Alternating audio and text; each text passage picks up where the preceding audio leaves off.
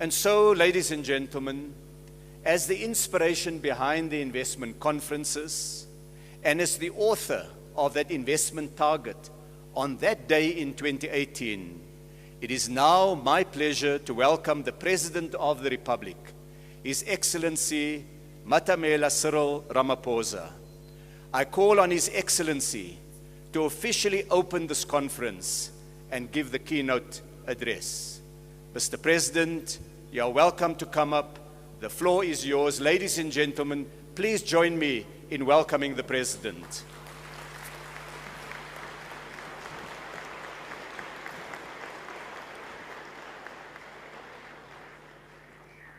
Thank you. Let's be seated, please.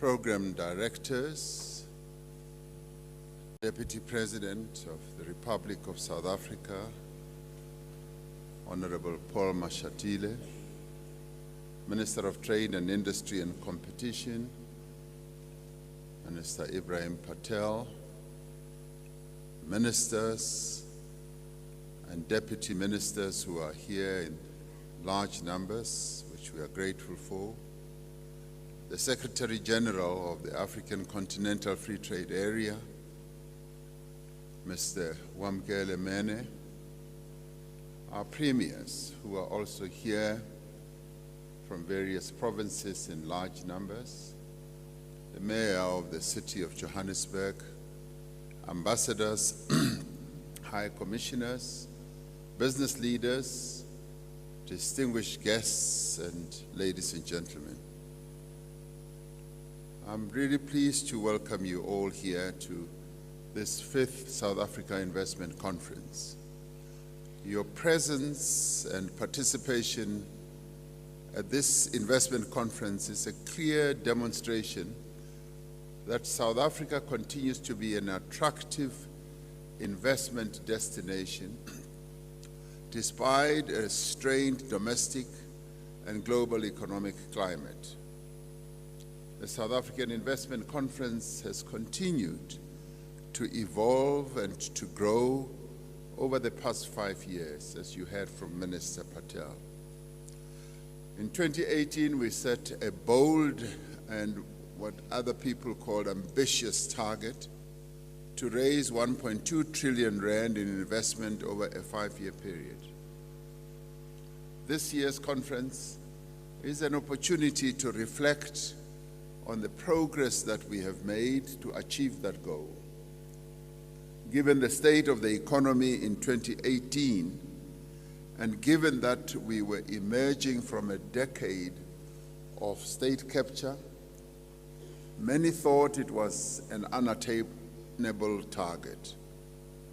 We moved with speed, appointing the first of our special envoys.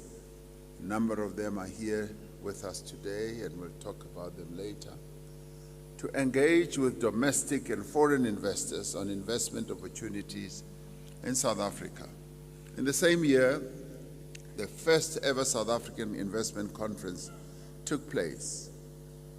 Despite economic headwinds, low business confidence, and dampened investor sentiment, the first conference generated investment pledges to a value approximating 300 billion rand.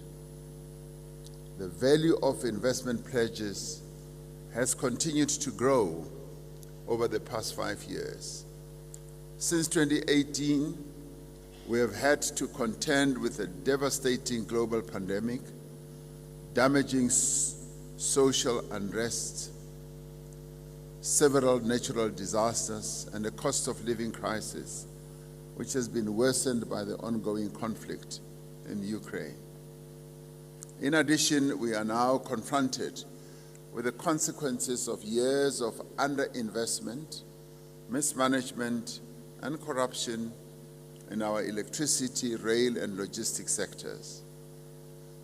Given all that has taken place in the intervening years, it is understandable that investor confidence has been sorely tested. Doubters, and there have been many, have had reason to be skeptical. We are on a long journey to rebuild our country.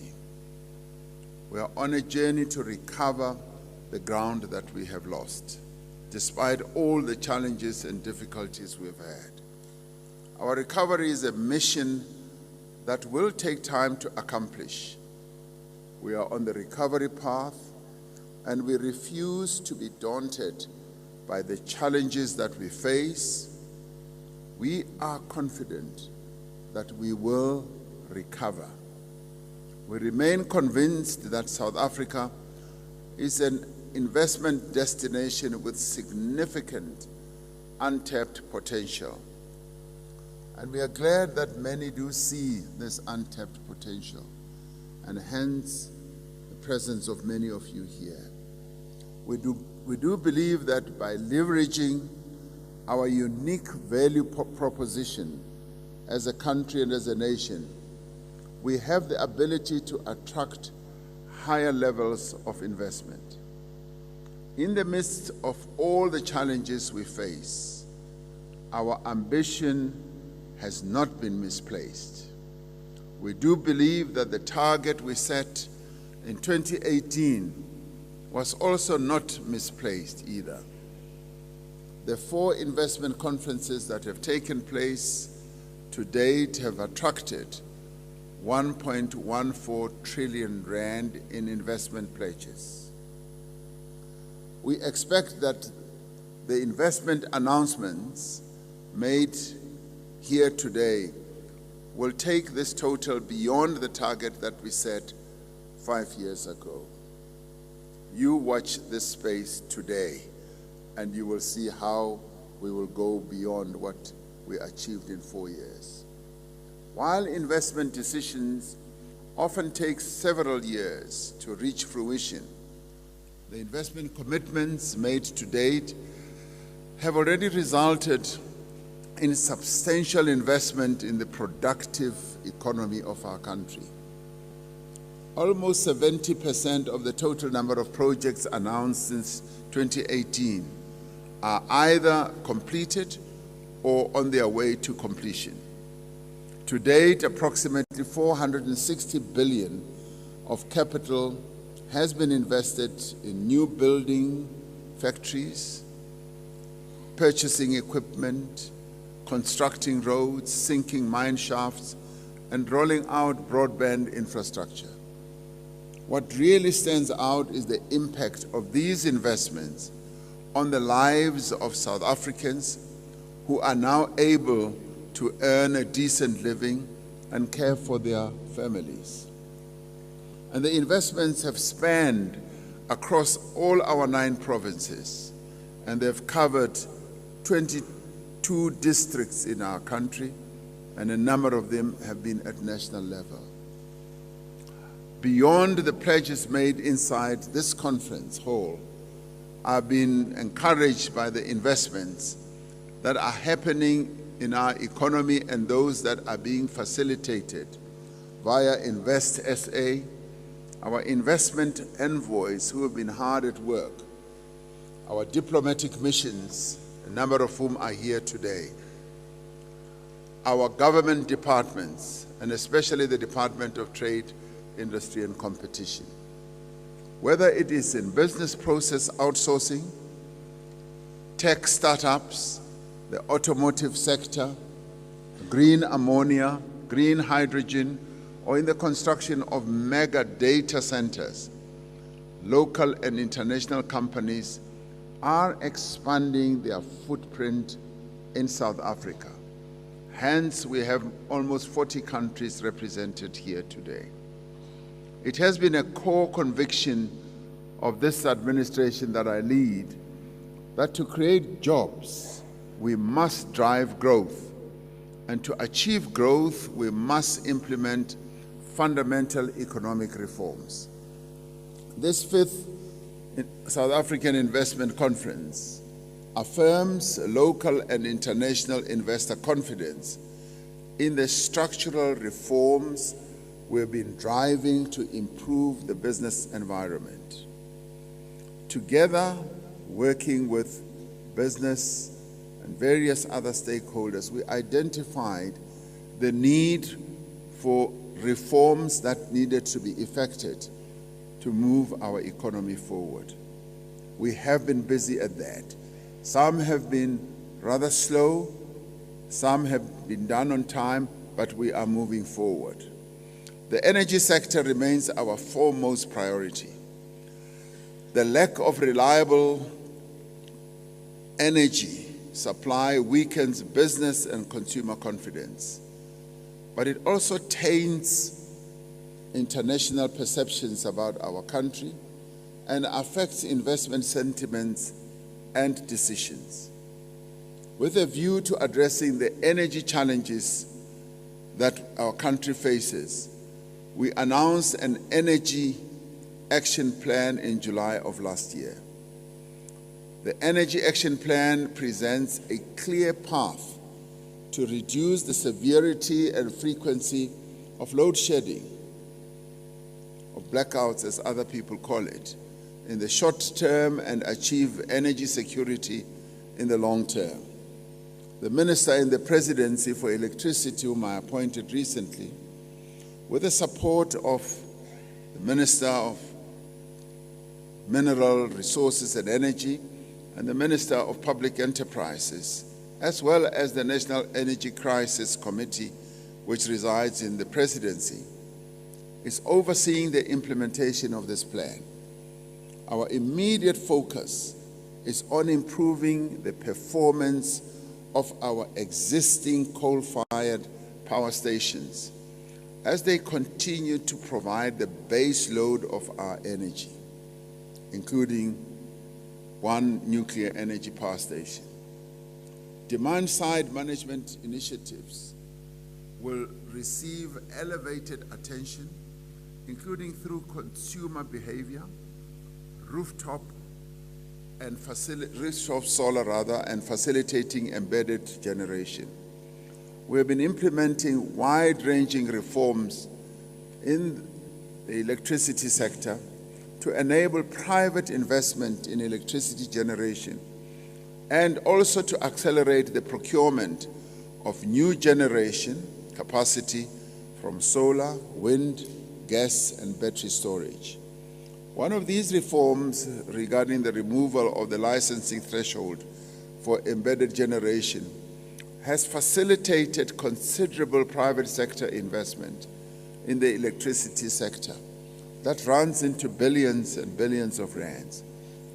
This reform, together with measures to streamline regulatory processes, has enabled a surge of new projects with a pipeline of committed projects now representing over 10,000 megawatts of new capacity, being backed up by billions of rands of investment. Several municipalities are making use of the regulatory changes to procure power independently. We have introduced tax incentives for households and businesses to invest in rooftop solar. We have called on the financial institutions to support this effort through affordable funding for households and small and medium enterprises. And the government itself will assist poor households through a number of programs that were announced by the Minister of Finance. The debt transfer package for Eskom, together with the progress made in restructuring Eskom, will enable the necessary investment in the transmission network and in maintenance of Eskom's generation fleet. We expect the National Transmission Company to be fully operational shortly. Now, through our renewable energy program, we have signed agreements for approximately 2,800 megawatts for bid window 5 and 6, with large projects already in construction and others on track to reach financial close soon. Last night at a dinner, I met some colleagues who are already saying we've just had financial close and we are moving on with the projects on renewable energy. We recently released a request for proposals for over 500 megawatts of battery storage, and will soon open further bid windows for wind and solar battery storage and gas power. Now, as we work to close the electricity supply shortfall and end load shedding or blackouts in the short term, we are laying the foundation for a fundamental reform of the energy sector in the longer term. Cabinet has approved the Electricity Regulation Amendment Bill, which will soon be tabled in Parliament to establish a competitive market for electricity generation. Though load shedding will remain a challenge in the immediate future, its severity will begin to ease as some of the more targeted initiatives recently announced begin to take effect.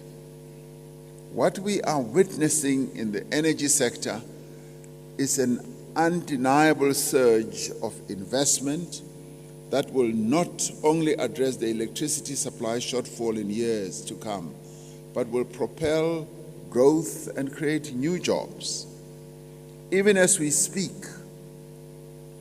and even as we work to improve the performance of our existing coal-fired power stations to address load shedding, we remain committed to a just energy transition, and our target of achieving net zero emissions by 2050 remains. We will implement our Just Energy Transition Investment Plan, which outlines our investment needs to support a just and inclusive transition towards cleaner forms of energy. And we will, as we have said, be doing this at a pace that our economy can absorb and can afford. We will soon be completing the review of the Integrated Resource Plan to lay the foundation for a fundamentally transformed energy landscape that transitions us along a low-carbon, climate-resilient developmental path. But it has to be a path that does not leave our people behind. We will undertake this just transition, as I said, at our pace, as we can afford it, and in a manner that advances our developmental objectives and ensures energy security. In the long run, investment in green energy will be a huge boost to economic growth. There are indeed opportunities in this crisis, including for the local manufacture of solar panels, batteries, and there are a number of South African companies that are already manufacturing batteries of a sizable nature, as well as inverters, and the use of our unique natural endowment in resources like platinum and vanadium.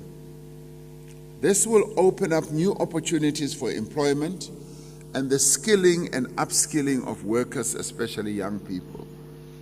We are equally focused on addressing the crisis in the logistics sector.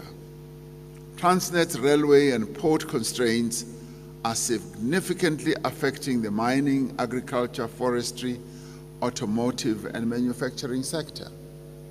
We are prioritizing port and rail efficiencies as part of the structural reform process that we have embarked upon. Our new national rail policy provides for third-party access to the freight rail network, which will allow private rail operators onto the network to increase investment and improve efficiency. To facilitate third-party access, Transnet is establishing a separate infrastructure manager for the rail network. In the interim, Transnet is implementing a range of measures to arrest the decline in performance of the freight rail system, including to increase the availability of locomotives for key corridors. And we're in the process of resolving a dispute that has been going on for quite a while. Transnet is also in the process of establishing private sector partnerships at Durban and Ngqura container terminals, which we expect to be concluded in the coming weeks. Significantly, we have agreed with key stakeholders to establish a National Logistics Crisis Committee to drive the implementation of a comprehensive roadmap for the freight logistics sector. In the usual South African tradition, I have met various sectors of the logistics industry, be they miners, be they auto workers, auto producers, and I've also taken time to meet the workers and hear their views, and the views that are coming through and the proposals and the suggestions are the type that are going to enable us to resolve the challenges that we have. Just as the private sector resource mobilization fund is providing support for the Energy Action Plan, we are greatly encouraged by indications from business that they are prepared to support government in our efforts to fix the logistics system, working with other road players. We are confident that working together with the private sector and organized labor, Transnet and government will be able to overcome these constraints to improve efficiencies. Immigration reform has long been cited by many businesses as an area of concern. A number of businesses want to bring their executives, and they've had quite a number of challenges. Today, we are able to announce a significant overhaul of the work visa system that will provide a further boost to investment.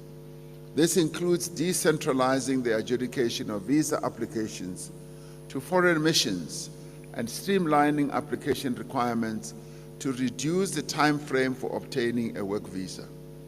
We will introduce a trusted employer scheme for qualifying companies and establish a points-based system to provide more flexible pathways for skilled applicants in line with global best practice. We will introduce new visa categories for remote workers and startups to attract dynamic entrepreneurs and promote spending in our economy. In addition, we will be expanding the e-visa system to include an additional 20 countries over and above the 14 that are currently eligible, and will extend the e-visa system to cover new visa categories such as study, business, and intra-company transfer visas. Now, these reforms will enable us to attract skills and investment and create jobs while protecting and promoting the employment of South Africans. As we reform our visa regime, we're investing in the skills development system to ensure that we produce the skills that our economy needs. The National Skills Fund will soon launch a new model for demand-led skills development, which will provide 800 million rand to fund training for unemployed young people in digital skills. Minister Blade Nzimande is working on this and is going to make this happen. The key innovation of this model is that payment will be linked to placement of young people in employment as opposed to training alone to incentivize improved outcomes. The Pay for Performance Fund is designed to crowd in funding from multiple sources, and I would like to call on the support of the private sector in taking this model to scale. Crime and corruption continues to hamper South Africa's development. To address this grave challenge, specialized multidisciplinary task teams have been set up by the police to tackle crimes of economic sabotage, such as violence and extortion at construction sites, illegal mining, infrastructure vandalism, and cable theft. A number of arrests have already been made, followed by prosecutions and quite a number of convictions. This steady progress is important as we strive to break up organized crime syndicates. Our hard work to rebuild state institutions is bearing fruit. The South African Police Service, the Special Investigating Unit, and the National Prosecuting Authority Investigating Directorate is making notable progress in dealing with cases of serious corruption. This work has resulted in arrests, asset forfeitures, successful convictions, and the recovery of misappropriated funds. Supported by data provided by the South African Reserve Service and the Financial Intelligence Center, a multidisciplinary fusion center is helping the NPA to successfully prosecute corruption-related offenses and unravel complex financial crimes. Since its inception, the work of the Fusion Center has led to the preservation and recovery of almost 2 billion rand in criminal assets. These developments highlight the importance of South Africa's efforts to be removed from the Financial Action Task Force grey lists as soon as possible. Our country's inclusion on the list of jurisdictions under increased monitoring is intended to raise standards of compliance in our country. Both our banking sector and our anti-money laundering legislation already meet FATF requirements. We are working with FATF to effectively address all outstanding deficiencies and strengthen the effectiveness of our anti-money laundering as well as finance of terror financing. Yesterday I met with business leaders from some of South Africa's leading companies to discuss the challenges that are holding up growth in our economy. We agreed to undertake practical joint action in 3 immediate priority areas: in energy, logistics, and crime and corruption. In doing so, we will be building on the collaborative model that we used so successfully in managing our response to COVID-19, but also in our vaccine rollout, where we collaborated excellently. We are confident that if we can address these 3 issues, we will be able to make a contribution, amongst other things, to turn our economy around and unleash its full potential. This 5th South Africa Investment Conference marks the end of the first phase of our investment mobilization drive. As South Africans, we have always believed in our country and its great promise. We know from our engagements with you as investors that you see this potential too, a potential that is evident in the investment that we continue to attract. And that is why so many of you are here. It is this great promise and potential of South Africa that you see, and for us as South Africans, it is this great promise that keeps us going and that keeps us working at the problems that we have. South Africa's first country investment strategy is being finalized. It will outline priority areas and sectors to advance our country's economic interest and will be driven at the highest level with oversight provided by the presidency. Investment in our economy is not just about the amounts you have seen on this stage over the years.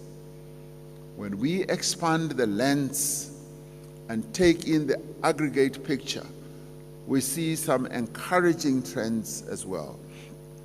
Following the devastating impact of COVID-19, total fixed investment in nominal terms increased from 756 billion in 2020, rand that is, to 811 billion in 2021, and to 933 billion in 2022.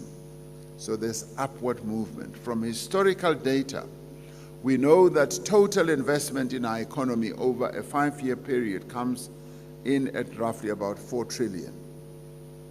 Now, here at this conference, we have sought to mobilize, working together with you, a portion of that total investment. And this has been a collaborative effort on your part.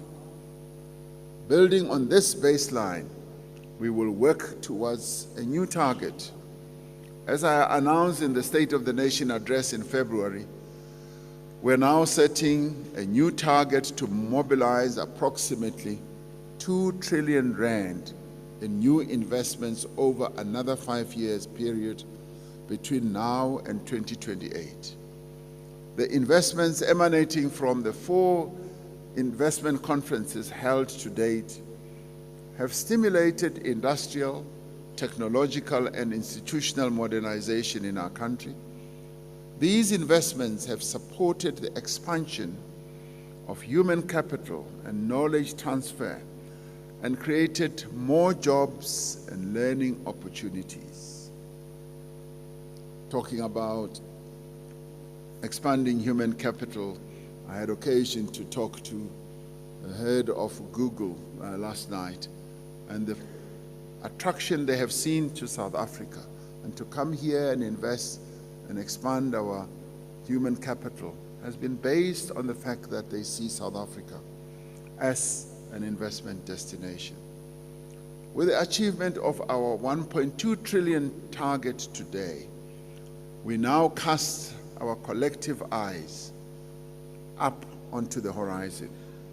With your support, with your investment, we can realize more growth, offer more opportunities, and create even more jobs. As we work with dedication and focus to overcome our immediate challenges, let us not lose sight of the incredible promise of our country, South Africa.